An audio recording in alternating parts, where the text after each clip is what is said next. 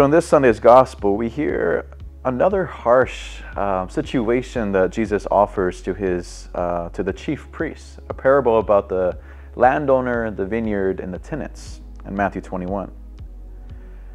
There's a few things I'd like to point out in this gospel. Is one, there's a landowner who builds the vineyard. He plants the tower, he puts a hedge around it, dug a wine press, and then he leases it to the tenants that they may maintain it.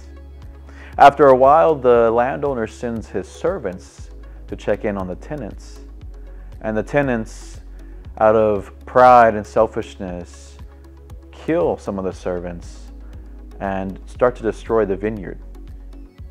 After a while, the landowner then sends his son. The landowner has this mentality that if I send my son, surely they will listen to him. But when the son goes to check in on the tenants, the same thing happens to the son that had happened to the servants. The son is killed.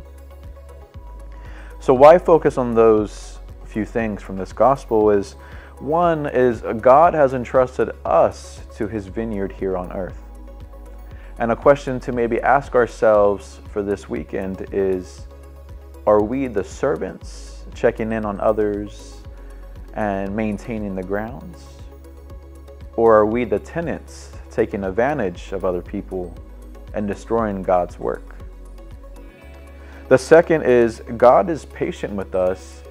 As the landowner was patient with the tenants and he kept sending people, so God too is patient with us. Through our sinfulness, he sends people in our lives to help us. When we continue to sin and sin and sin and fall, there are people in our lives that he sends us to help us.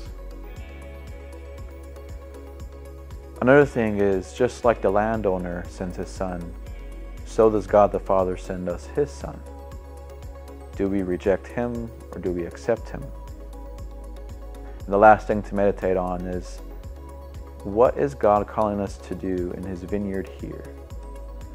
Are you in the vineyard of your job, the vineyard of your school, your households? What vineyard is God calling you to?